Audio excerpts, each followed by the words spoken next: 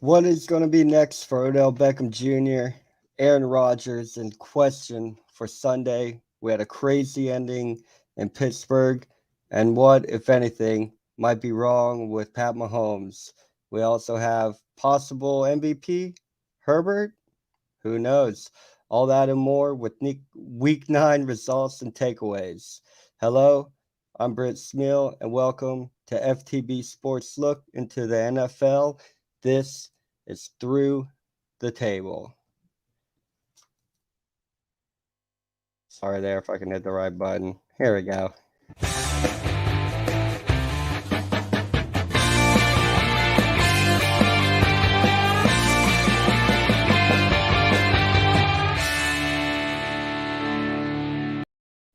Oh, rough start.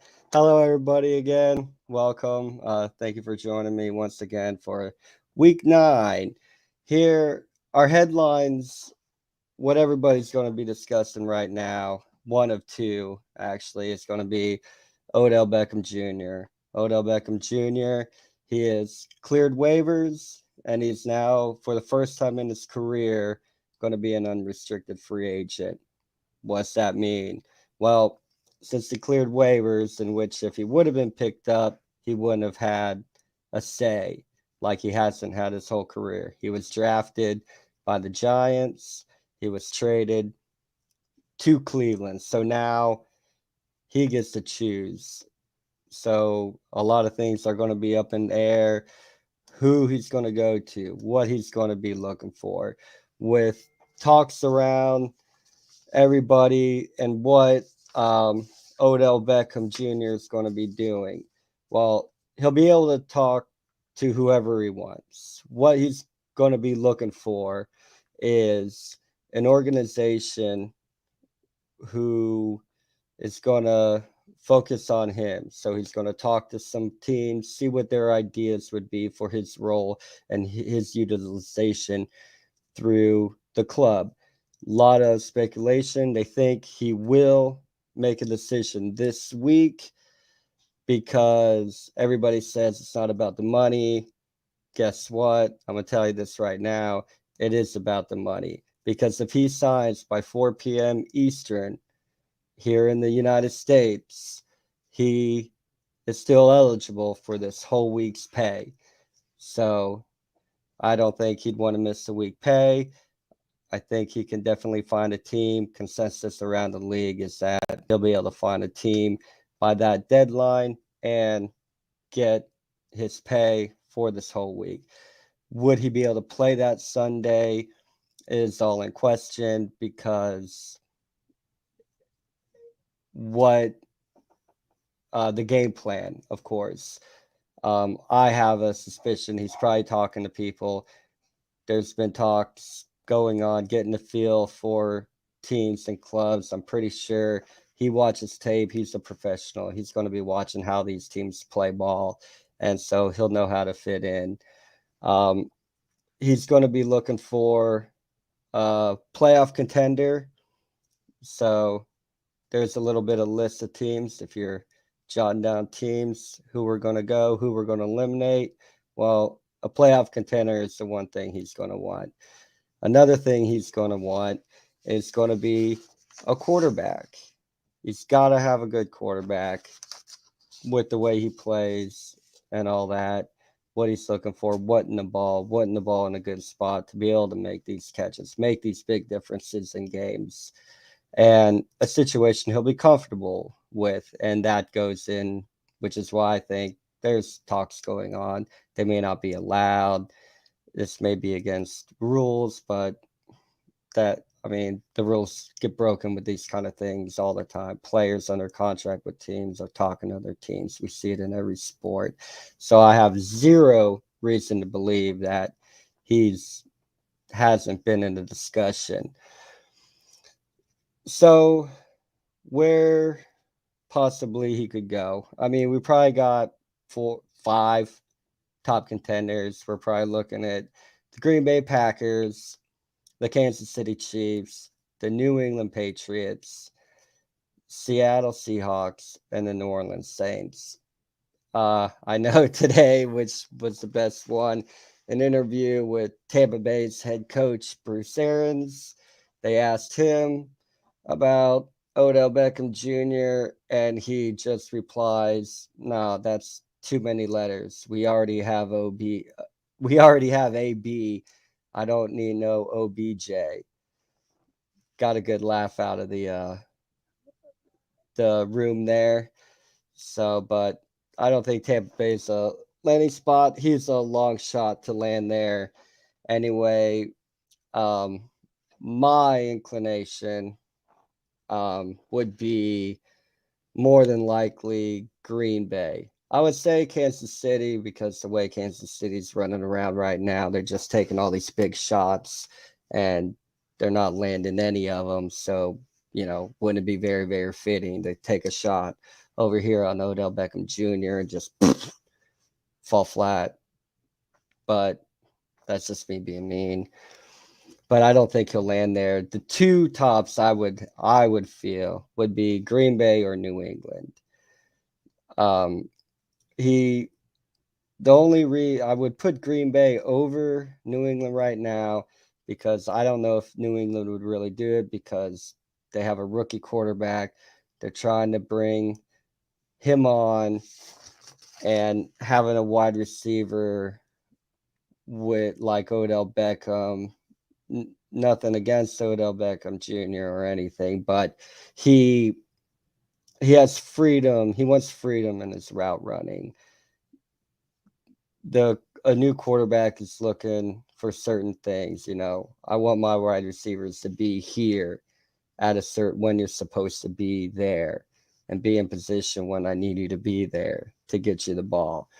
With a more experienced quarterback, a quarterback that can read wide receivers and kind of know what the wide receiver is going to do before they even do it by reading the defense would be ideal. And that's why I would side with Green Bay being a very, very the most likely spot for me. They need another wide receiver. Devonta Adams, great wide receiver. For my money, he's the best in the game. They do need a number two. That's all Odell Beckham Jr. really is going to be. No offense to him. He's had a really, really good career, multi-time Pro Bowler, multi-time Player of the Week. He has a great catch to his name in history, but he'd just be a filler. He's not the game breaker he used to be, but he's definitely would help. And Green Bay, if they land him, it would be a really, really good thing for them. But as of right now, we know nothing. So what happens to Odell Beckham Jr.? He's going to sign with somebody later on, and we'll find out. In other news, Aaron Rodgers was on the Pat McAfee show. I believe it was yesterday, and he addressed some of the issues surrounding COVID and all that. So he wanted to clarify a few things with that, saying a couple people, well, not a couple people, there was a huge stink up about it. Felt misled by some of the things he had said in his press conferences. So he wanted to clear that up, take full responsibility. And then he was also asked if he's going to play on Sunday, to which he doesn't know. He hasn't done any kind of real physical exertion as of yet. So he doesn't know how with his health and how his body and mind are going to be with putting this physical exertion on himself. So the earliest he can report and show up at the facility is I want to say it is Saturday. So he'll go into the office. I mean, I'm pretty sure he would do something just to test out to give him a feel for what he could possibly expect. By then, and then go to the facility, probably do a light workout, see what the deal is with that, and move on from there. So whether or not he'll play Sunday, if we'll see Love or if we'll see Aaron Rodgers, we'll just have to find out and see and just wait. I mean, as I mentioned in the beginning, Pat Mahomes and the Chiefs. What is wrong with Pat Mahomes? He he hasn't been playing very well, to be honest. Coming in, we're thinking, hey, MVP, what could be wrong? The team, few people have been quoted as saying Pat Mahomes is broken. He's just not reading the field the way he should be. They've even gone on further to talk about the play calling, how they have no clue on who they are, no clue on what they're good at. Like I said, the play calling hasn't been that great. There's been situations where they're running when they should be passing. They're passing when they should be running. Um, so it just seems like there's something wrong in Kansas City. Um, as a supporter of a team who is in that conference, I know you want to beat the best, who was the best, but if we can get through Kansas City without even having to play Kansas City, I'm pretty sure that any AFC fan would take this in a heartbeat. So if they don't fix the problem, I'm not going to be too bothered. It's just not working for them. They're playing the same as they always have, but that is just not good enough. Right. It's just not good enough in the NFL anymore. You got to adjust your team. You got to make changes because everybody's making changes to catch you.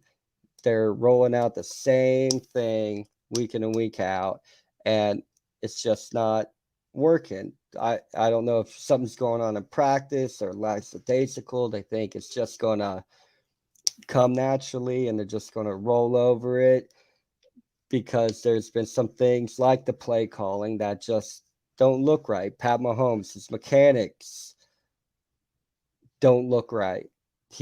When he's reading the field, it doesn't look like he is sure of what he's looking at. They're still going, trying to force big plays, but they're just making big mistakes. They're a boring offense that refuses to be boring. They just got to get back, do the simple things, and maybe they can fix it up. Like I said, I really hope they don't, but that's just me. But Mahomes and the Chiefs are struggling on offense right now, and they're just making mistakes that they haven't made. And that coaching staff is a good coaching staff. I'm pretty sure they'll get whatever they need and fix it and get going. Um, a couple other things. Cleveland, they're looking at Nick Chubb has tested positive for COVID. Um, Deantric Felton has also tested positive for COVID. The difference between them and Aaron Rodgers is that they have been vaccinated. So as long as they can get 2 negative COVID tests 24 hours apart, then they'll be able to play and they'll be able to return. The difference with Aaron Rodgers was he had a predetermined early date. He can show up to facility, and that's because he was not vaccinated, and which is why a lot of this controversy has come up with them. Cleveland, though, has also they have signed Wyatt Teller, their guard, who is playing outstanding this year. I mean, he could very, very well be the best tackle in the game. He has signed a 4-year, $5.68 million extension. Kimberly Martin is reporting that 28 million of that will be guaranteed. Um, I also saw that I believe it's their other guard. They signed him, so it looks like Cleveland's shoring up their line, keeping them boys in front of Nick Chubb happy, keeping them the same, and keeping that offense rolling. Because, I mean, that that offense has been really, really good, and it's an exciting team to watch. Like, I mean, I'm not a fan or anything, but you know, they're exciting, and as a fan of the NFL and a fan of football, it's nice to see another team who's been down for so long, where it's kind of gotten sad, uh, making fun of them for as long as we have. Been nice to see them get on track and get going. So, little solidity there in the men up front, in front of Chubb. So they're looking to hold that team together. A few other roster moves that have been made up to the active squad. Philadelphia running back Jordan Howard has been signed and activated to the active roster. Carolina has activated and put on their active squad Matt Barkley, and Miami have put a center Cameron Tom on their active roster. Those are the big ones that have been big roster moves of note that have been in the NFL. Um, Another news topic that was going on, which I wasn't sure if I was going to say anything or talk about it, but I mean, and that's, of course, the situation in Minnesota with their running back. As far as the league right now is going to be concerned, there's going to be nothing going on with Dalvin Cook. Sure, a lot of people following, they have seen that there has been a lawsuit filed against him for some pretty serious allegations. They were filed on Tuesday in Dakota County in Minnesota, for an instance that was from November 20th of last year. And but a lot of comments have been low and not coming out because it's an ongoing investigation. However, it is a civil matter. Therefore, the NFL is really can't really won't. I don't think they're going to take much action right now, but we'll see what has come out of that. But for right now, Dalvin Cook still on the active roster. He can't go to the commissioner's exempt list because it is a civil matter. So the NFL does something. It looks like he'll be fine. He'll be week in, week out. Dalvin Cook's going to be ready to go. And today, Zimmer told reporters that Cook was going to be in practice. So he practiced with the team. So everything, as far as the team is going, is just business as usual. Investigative hands will take care of that. Also, a few other notes on player availability. Seattle running back Chris Carson, who's been out since week 4 with the neck injury. He has been designated to return from IR. Practice today along with quarterback Russell Wilson. So that team is going to hope to get back on track before they beat the Jags, but lost 3 straight since both have been out. So they're going to be looking to get him back, both of them back actually, and that should really alleviate a lot of pressure and what they're trying to do, and things get back to normal in Seattle as they are. In Miami, Tua, former Alabama quarterback, he is still questionable. He has that middle finger fracture. It's going to be a game time decision. So I think it's Brissett or Tua. We don't know, but the opposition, they're going to still prepare. Going to prepare for all 3 quarterbacks is what I'm hearing. So I think we'll be prepared for him, whoever the quarterback is. Wide receiver DeAndre Hopkins is day-to-day right now. And it was also announced to start against the Bills will be Mike White for the Jets. So he's going to get another go at the quarterback position.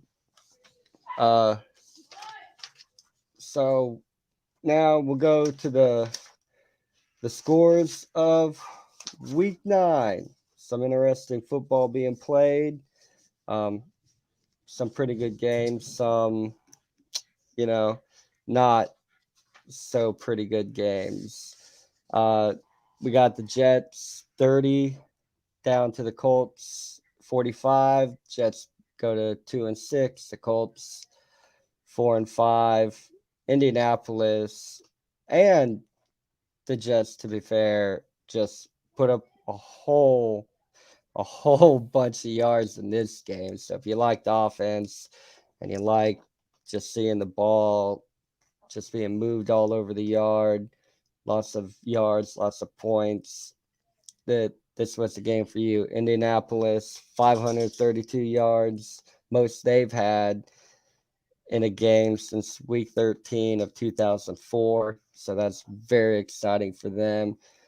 The game, I mean, it was pretty much Indianapolis. I mean, halftime score 28-10, and it didn't really get much better than that. Had a late fourth quarter by the Jets when they got in a couple times, but just wasn't enough. Good note, though, on the Jets. I mean, we're still talking 486 yards, which is a lot. That's their most in a loss since week 17 of 2000. So they know most of those games they're going to win, but it just didn't happen this time. They had won 14 straight when getting over 450 yards. Just wasn't their day. 30 straight points in their second straight game. So there's some good in there with the Jets, but as a Jet fan, I'll tell you, it just not good enough. What can they do? Got to be hard.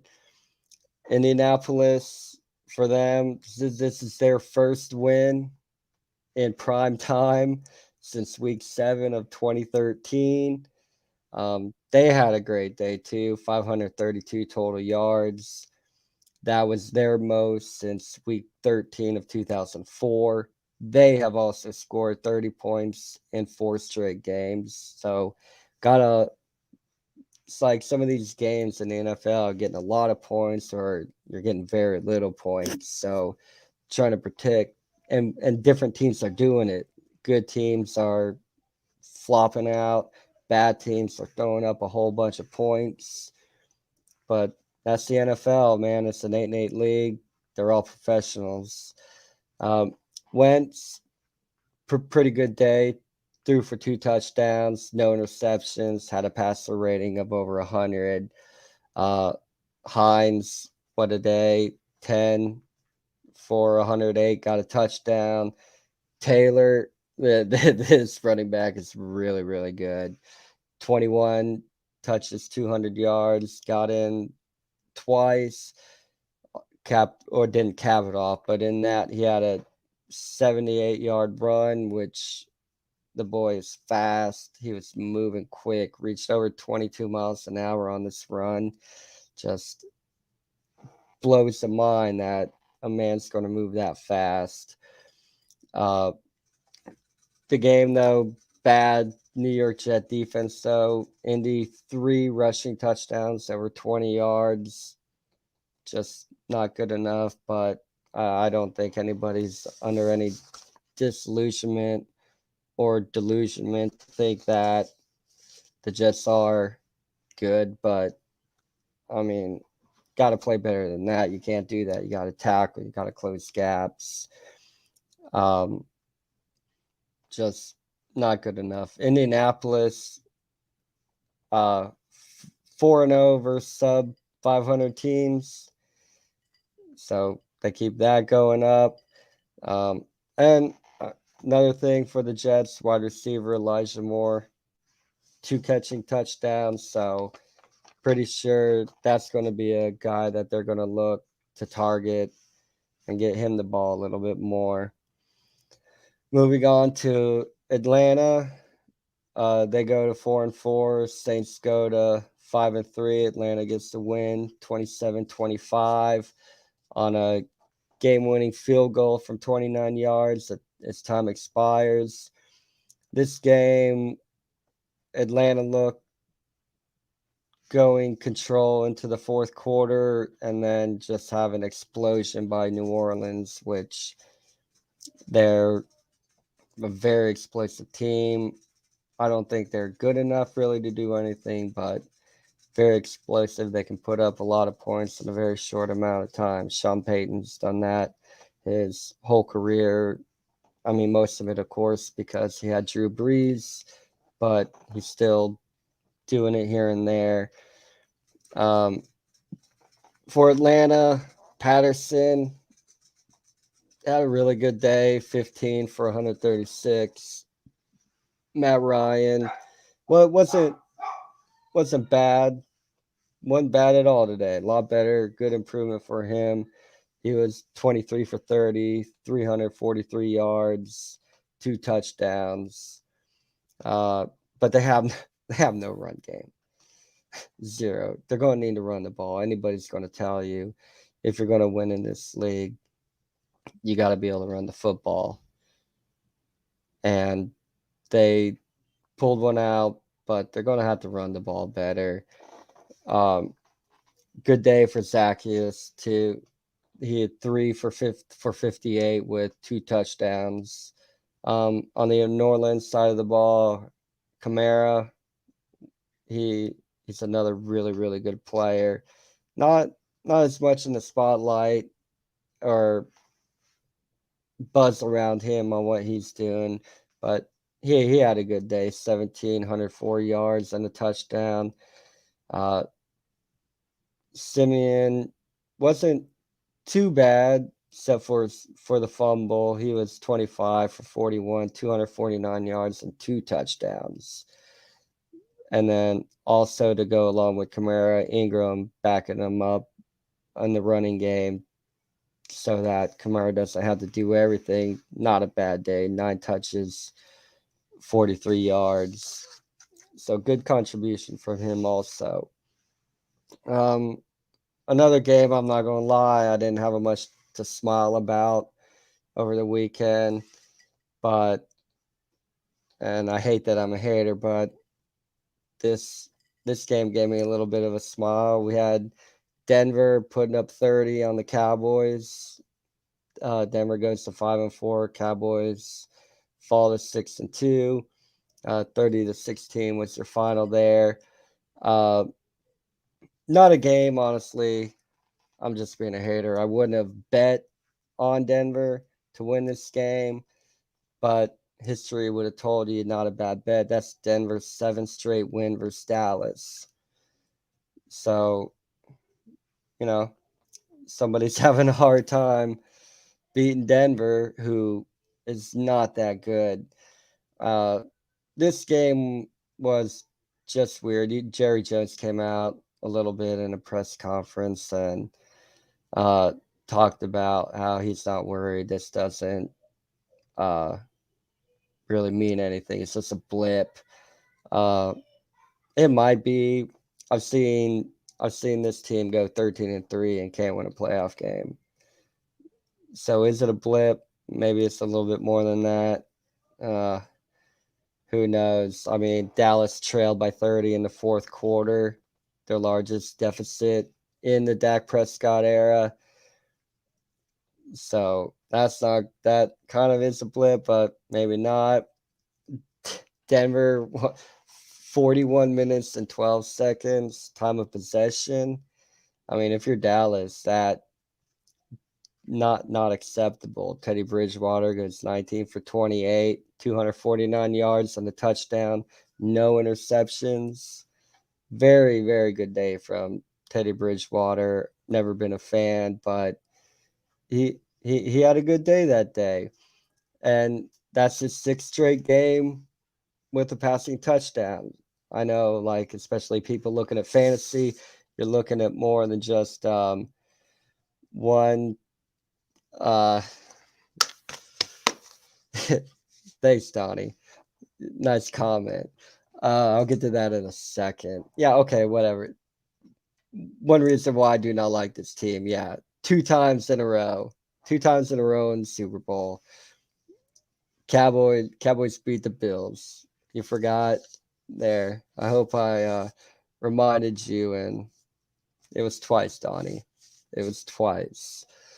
But anyway, that's Teddy Bridgewater's sixth straight game with a passing touchdown, which it just has in this game. He's been doing okay. Like I was saying, fantasy wise, you want more than one touchdown. You want like 250 and two from your quarterback at the minimum. He's done that 6 straight times. The passing touchdown, which is very good. Dak wasn't too horrible. He did have the interception, which you won't like, but and 19 for 39, that's not good either. A lot of people are saying Dak came back too early. Maybe he did, but glad I could help you out, Donnie. But you have to trust he'll get better. They threw him out there. He didn't have a great day. I mean, did threw two touchdowns, 232 yards. You want a little bit more, but he's right there out of, hey, I get this out of my quarterback, we have a chance. And except for that fourth quarter, Dallas couldn't do anything. That Denver defense, though, is good. They've been on the slide these past few weeks, but I mean, looks like they got it together against a team where, you have a big part of this population that every year they're like, Dallas going to win the Super Bowl. And then, like I said, they go 13-3 and can't win a playoff game. But that's neither here nor there. Some notes in that game. I mean, cheers to Zeke Elliott, man. Reached 7,000 yards in his first 80 games. The only other one, a Cowboy to do that, Emmitt Smith. So he's in very, very good company there. Dallas allowed Teddy Bridgewater run in a rushing touchdown in the fourth quarter where Dallas offense was playing their best ball and their defense lets the quarterback run the ball in. But defense wasn't all bad, though. Yeah, Parsons, 2.5 sacks for that Dallas defense. Very, very good. In the kicking game for Denver, McManus hits a 53-yarder in the second quarter. Long field goal. He's up there with 50 yards out. The guy can kick the ball. Very, very good. It's the second game in a row for Melvin Gordon in which he ran in a rushing touchdown. So, fantasy owners who are looking at him, should I throw him in? Do what with Melvin Gordon? Buy, sell. You got a consecutive touchdown streak. You can good ups for him. Like Donnie was alluding to Dallas, last Super Bowl was in 1995. So it's been a while for them. So they'd like to rectify that, get that up. Denver running game, pretty good. Williams, he averaged 6.5 a carry on 17. Went for 111. Good day out of here. Him out of the passing game. Sorry. Tim Patrick, 4 catches, 85 yards, a touchdown. The thing right here is Dallas, Zeke Elliott, 10 carries, 51 yards, 5.1 average. Very, very good. But 10 carries for Zeke Elliott. Mike McCarthy, buddy. I mean, this has been a Mike McCarthy thing forever. So, I mean, it's really no surprise for us who have been following the NFL. Run the football. You were saying these two a lot. There's a few teams that we're yelling at. Please, for the betterment and the health of your fans, run the football, please. You make it a lot easier on yourself. And they need to give the ball to Zeke more. I know he has that whole campaign, feed me. Feed him, man. Got to. He's a great running back, going to do a lot. CeeDee Lamb, highly targeted, only 2 catches for 23 yards. That offense was just not on it, was not their day. We'll find out in the coming weeks if it's a blip or not. And Jerry Jones ain't worried, though. So I guess that's all that matters. No need to panic. Cowboy fan, Jerry Jones says everything is okay. Just drink that Kool-Aid, man. I heard it tastes delicious. Moving on to another team I hate and can't stand, but that's all personal reasons. New England beats Carolina 24-6. New England goes to 5-4. Carolina drops to 5-6.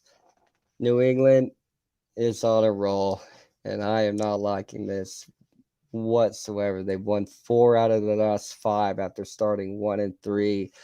They had control of this game. Carolina was doing nothing.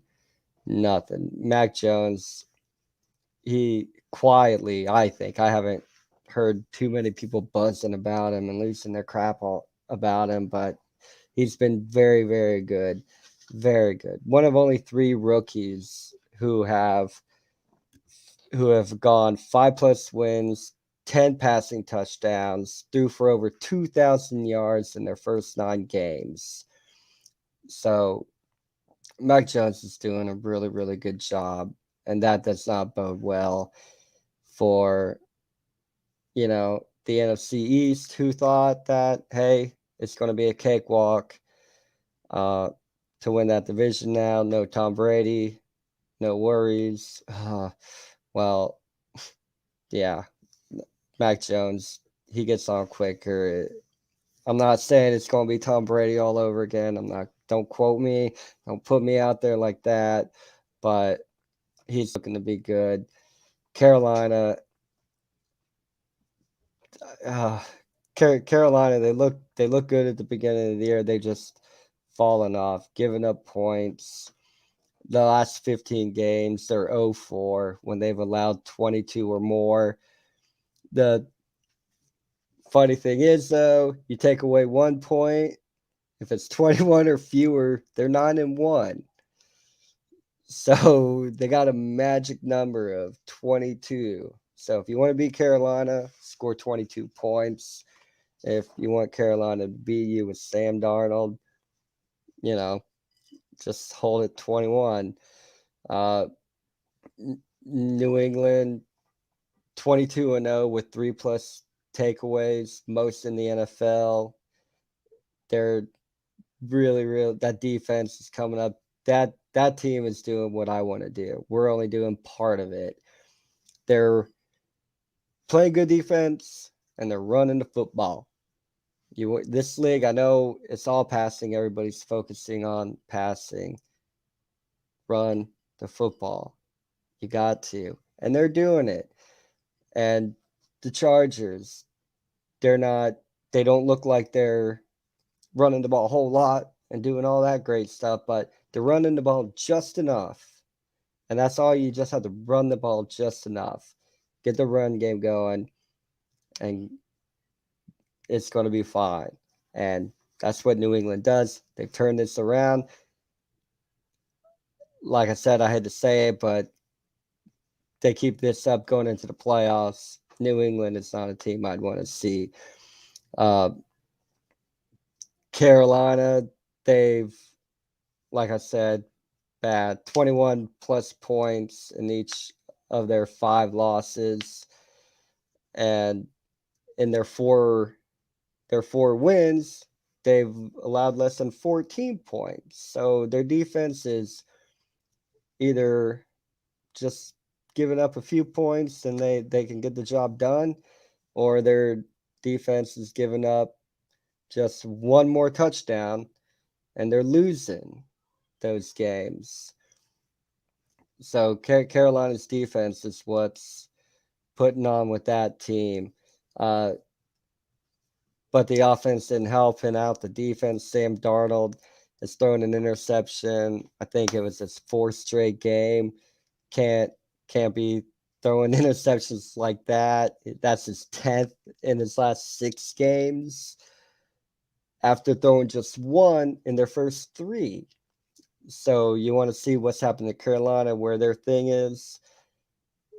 It's like anybody. Turn the ball, take care of the football. Take care of the football. They haven't been. They give up points and they can't win. Like I said, New England running the football. Damian Harris has had at least 1 rushing touchdown in 5 straight games. He's coming on, holding out for White on IR. Whether or not he's missing the full year, I haven't seen about that. So Buffalo, okay, Buffalo. I'll get to the Buffalo game here in a second. I don't want to go too long, so I will cover the Buffalo game. I'm not just talking about other games, so maybe I run short on time and I don't have to talk about the Bills game. I'm going to talk about the Bills game. But thanks for reminding me. I appreciate that. My memory isn't what it was. And, I almost forgot about to talk about the Bills game. But I'll get it to it, buddy. I promise. We also had Minnesota-Baltimore overtime game. Baltimore pulls this one out 34-31, sends Minnesota to 3-5. Baltimore up to 6-2, looking to, along with the Titans, take control of the AFC. But Baltimore had a weird game.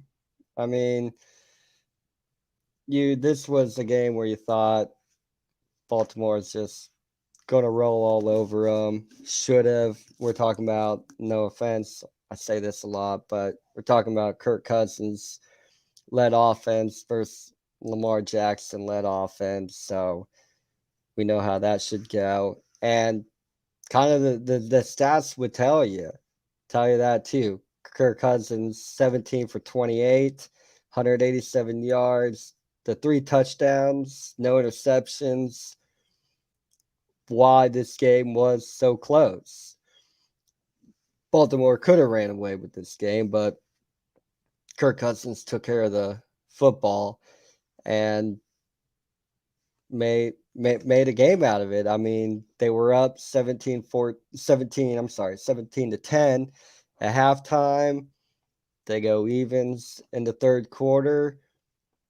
Baltimore, ties the game up, gets it in overtime, gets a nice game-winning field goal. Minnesota, they look like they're doing much better. 20 or more points 2 times in the last 5 games. Well, that's falling off. I'm sorry. Falling off because in the first 3 games, they scored over 24 in all of them. So their offense needs to do a little bit more. But, I mean, you have one of the best running backs in football, Dalvin Cook, first player with 60 rush yards with the Ravens. Versus the Ravens. I'm sorry, not with. I was like, that doesn't sound right. Dalvin Cook plays for Minnesota. That's why. So, first player this season to rush for more than 60 yards against that Baltimore defense. So, that Baltimore defense has been playing really well. Dalvin Cook, really good. First player with over 60 to do it. Minnesota also, good note from them. Wide receiver Justin Jefferson, second fastest to reach 2,000 receiving yards in the Super Bowl era. He's done that in 24 games. Very quick. Lots of upside to Jefferson. And this is a Kirk Cousins quarterback. So he looks like he has a bright future. Like I said, talking about Cook, 17 for 110, no touchdowns, but 6.5 average on the ground, running the ball effectively. Justin's line, 7 targets, 5 catches for 45 yards. Didn't seem like a great day, but when you look at what he's done in the span, he has a lot of upside with him. May not do it every week, but he's a guy that, you can think about rostering. Baltimore running back Devontae Freeman, 13 carries, 79 yards. Le'Veon Bell, 11 carries, 48 yards, and a touchdown. So Baltimore spreading the ball, running the ball. They're relying heavily on Lamar Jackson to run that. Boy, he had 120 yards in that game, which, especially with me, it's a team that has a quarterback that does the same thing. Kind of scary. You like the production out of him, but then you're like, oh dang, he's getting hit all this time too. So what do I do? And then from the wide receiver core there in Baltimore, Marquis Brown, very good day, 12 targets, 9 catches, 116 yards. All right, so I guess my buddy wants to talk about my Buffalo Bills. So this was a new segment I was going to introduce today called Inside the Wagons. Because as you know, in the NFL, nobody circles the wagons like the Buffalo Bills. However, horrible week to debut this. We lose to the Jaguars 9-6 in a very, very, very disappointing game. Not happy. It just bad. Halftime 6-6. So it was not where we wanted to be anyway. And Allen throws 2 interceptions. He's 1-9 when he throws 2 interceptions. Today, not any different. Just the problem with we can't we need to run the football. We need to run the football a little bit more. So we got to learn from mistakes, correct these mistakes, turn a win. We got to figure out ways where we can turn negatives into positive, like we tried to do after that loss in the championship game. Just figure out a way, or yeah, what's it? Yeah, figure out a way just to focus and grow. Um, Sean McDermott in his press conference has said that we sorry, I just read some of these comments here. Uh, and yeah, they're funny. My mom's here. Hi, mom. Love you. But anyway, here's one. Donnie, should Buffalo worry now that they've lost to the Jags? The Jags won without their starting running back. Um,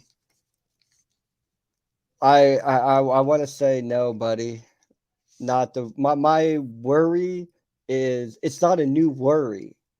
It's something I've been saying. And I don't like the call out or we can't we have a problem running the football. We can't run the football. So my worry isn't new. It's the worry I've had. We need to run the football if we're going to be serious contenders here in the AFC. And right now we can't rely on Josh Allen to do everything, man. And sometimes it feels like that's what it is. It's like before we'd be playing and Josh Allen would be able to do anything. Now it's like I I don't want to say they're just ball watching, but it's like, hey, I'm gonna watch Josh Allen. Oh crap, wait, I'm supposed to block a guy. Oh, uh-oh. And then it just doesn't work as good. Um Donnie also had a little question here too. Is the team itself or the coaching staff to blame for the performance against the Vikings? Uh the coaching, some of the calls were a little bit suspect, I felt. I have a couple Sean McDermott quotes um, from the presser uh, when he was talking about, said the team, we need to have honest conversations about the mistakes. I don't think he was just talking about players. I think he was talking about the coaching staff as well. Um, he said, I believe that you make the adjustments that need to be made. You have the conversations that need to be had, and you don't ignore some of those rocks that are in your shoe right now. And so you figure out what those things are. You address them directly, and you make the adjustments for the betterment of the team. So we we can turn it around. I think we have. Uh, since 2019, we haven't lost two games. We've only lost two games in a row twice, but we need to pick this up and get on going. He's not blaming one position. He also said that it's hard to do anything without line play, right? And that's what I've been saying. And everything goes through the line on both sides of the ball, particularly on the offensive side of the ball. So I would just say it's never going to be one position as you're sitting there saying, hey, what was the issue?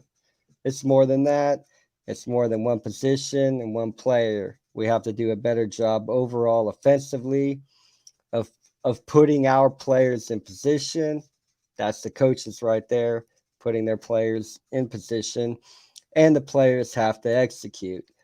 I think that's talking to the offensive line as far as their run blocking is concerned, because the concern is not our pass protection, really. It's only a concern with Josh Allen getting hit, because like with any team, it's not just our team, but you lose your starting quarterback, things things just don't look good. They're not good at all. Um, Health, our guard. We have a guard on IR with a calf. Uh, our tackle, Spencer Brown, he's missed the last 2 games with a back injury. He's going to be questionable. I hate to say it though, but a bit busy, so I didn't catch how practice went today. Um, our quarterback, Taron Johnson, and running back, Zach Moss, are both in concussion protocol. So the Zach Moss thing, and I mean, Taron Johnson thing too, our defense has been carrying us. Notice how I didn't talk about the defense? Like, our defense is doing really, really good, but we can't have injuries.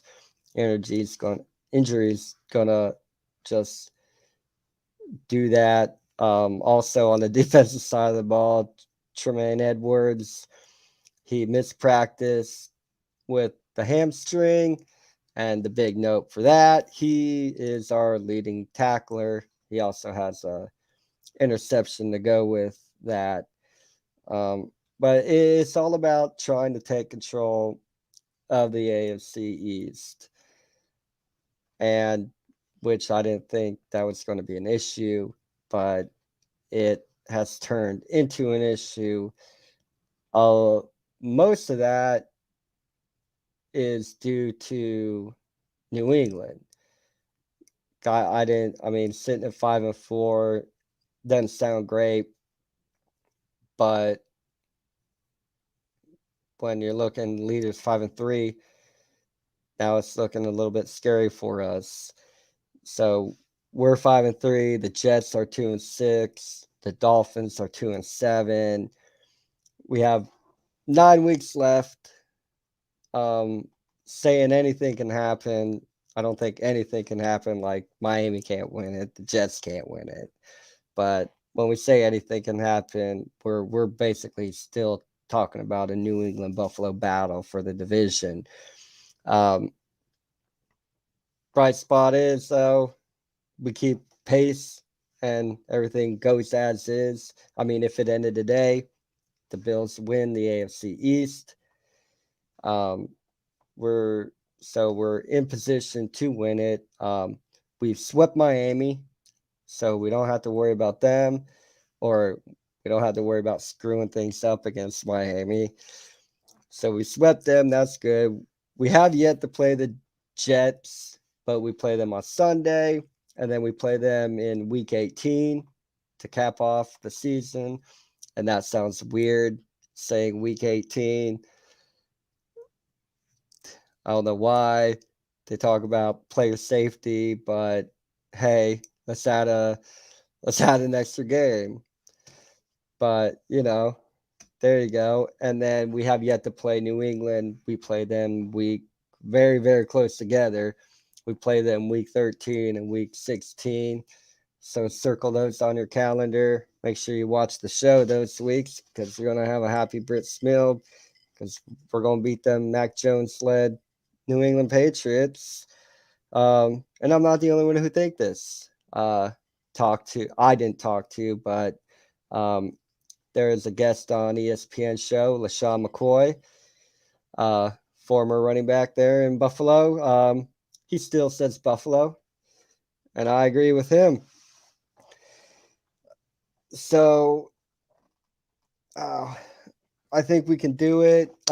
Frazier, like I mentioned before, wrongly, because I was talking about Miami and I was thinking about the Jets. We don't know for sure who the quarterback is going to be. I believe it will be White. It should be White, but Frazier has our defense preparing for all 3 quarterbacks, and that's the best they can do. It's a coaching staff and a unit. So I feel that we'll be fine. We'll be prepared, and we'll take care of that. Our defense is really, really good. So I'm going to go with a Buffalo win.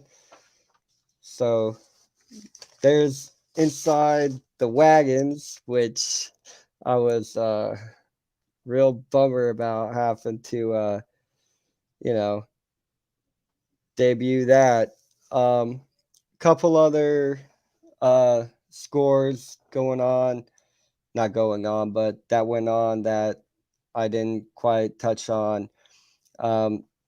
Tennessee keeps on rolling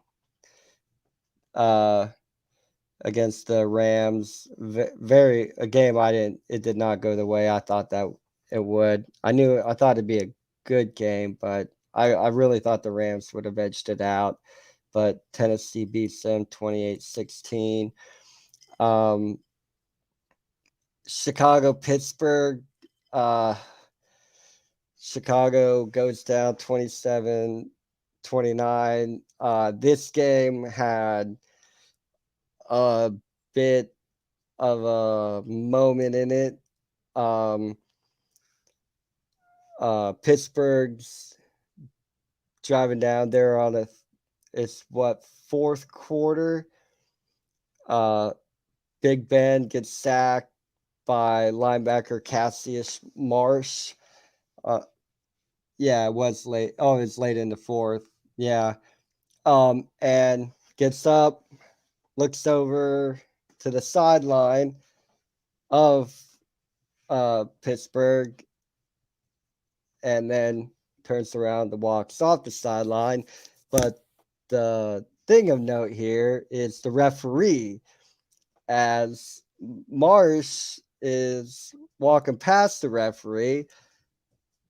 My eyes don't deceive me. The referee pops out his hip to hip check him, which that's very unusual. Very, very unusual to have happen. And then he throws out a flag. So he calls Cassius for taunting. So he gets a taunting penalty. Lots of discussion, is that really, really taunting or not? But and not to be that guy, but you look at the rule book, I'm not saying it is or it isn't, but it can be viewed that way because these rules are very, very subjective calls. And it's up to referees' discretion on what is what. It just really looked like we had an instance of a referee trying to put himself in the spotlight, which is never good. If you know a referee's name, it's not a good thing. And all everybody's talking about is this referee win a game, which, it all comes down to it.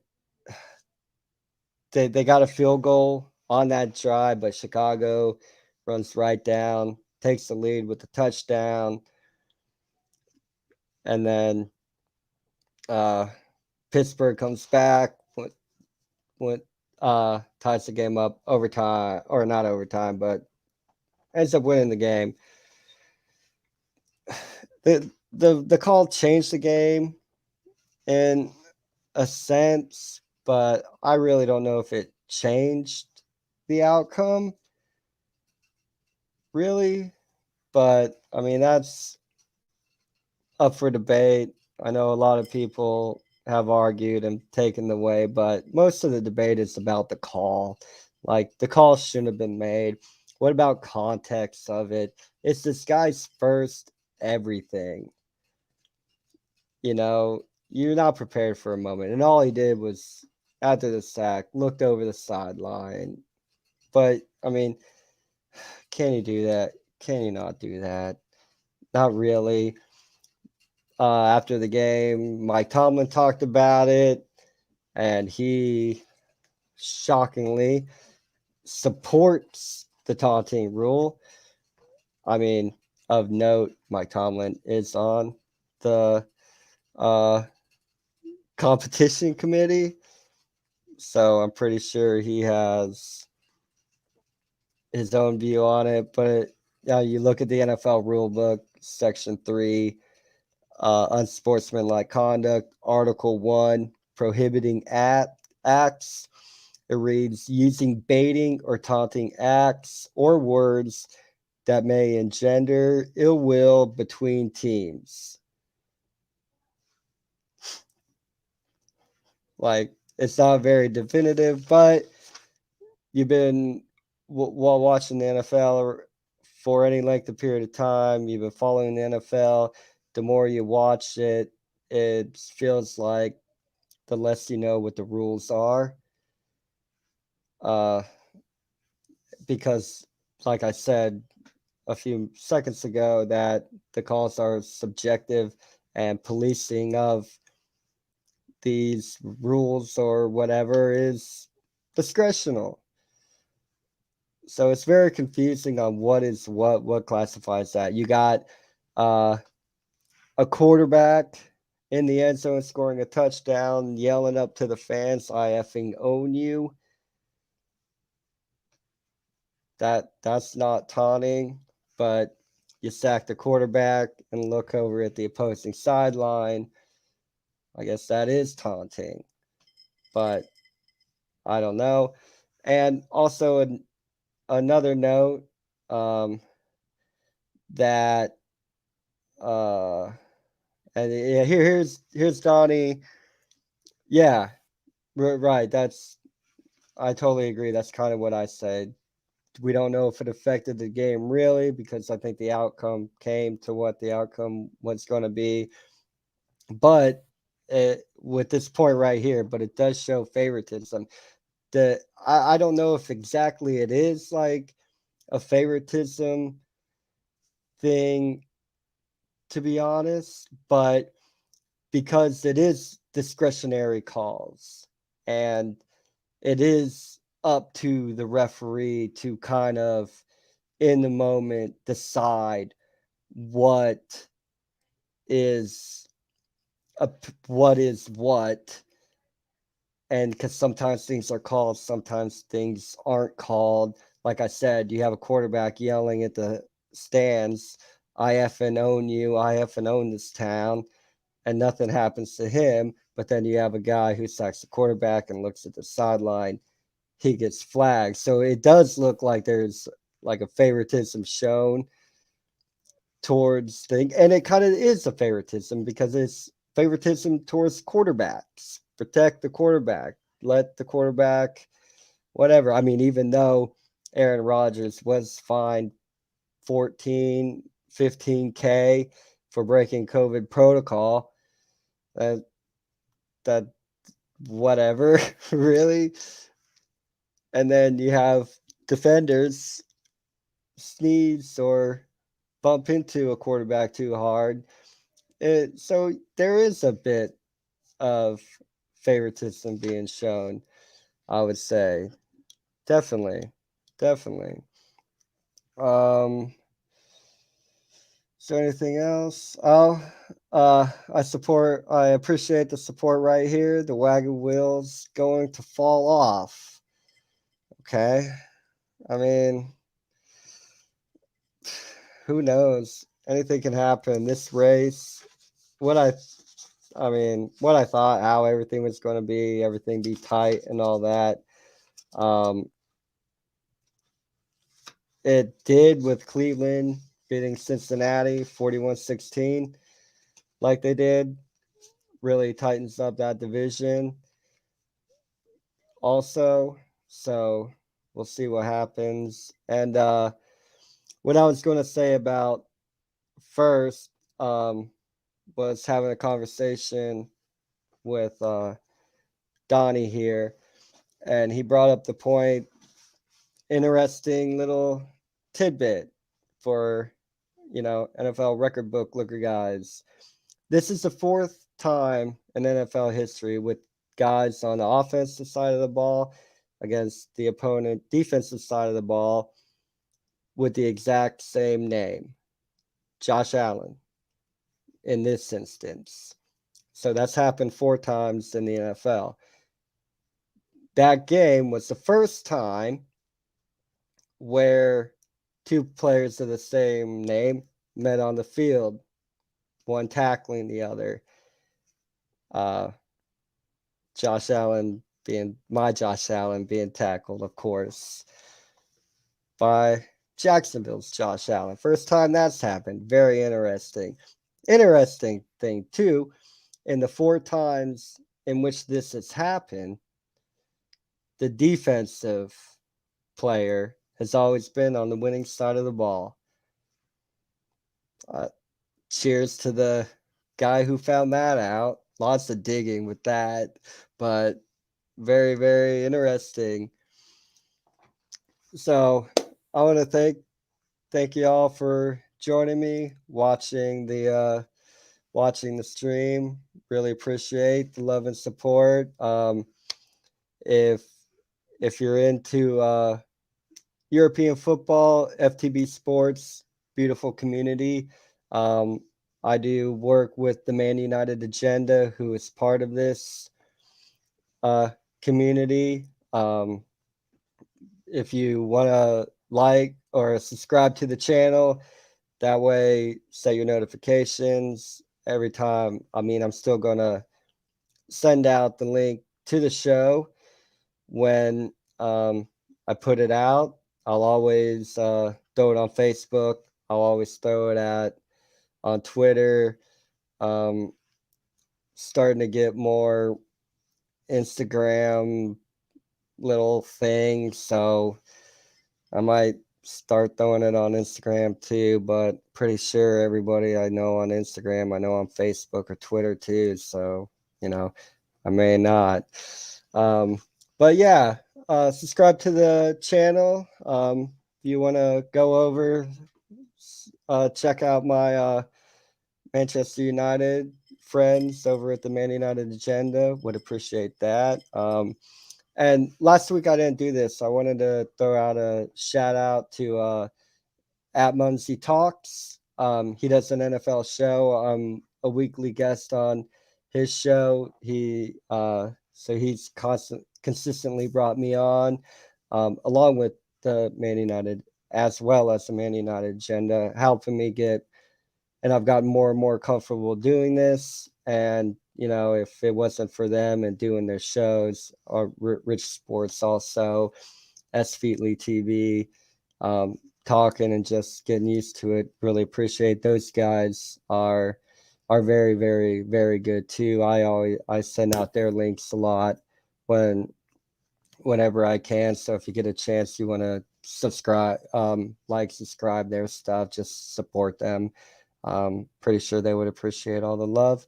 But once again, thank you for joining me on FTB Sports. This is, of course, Through the Table.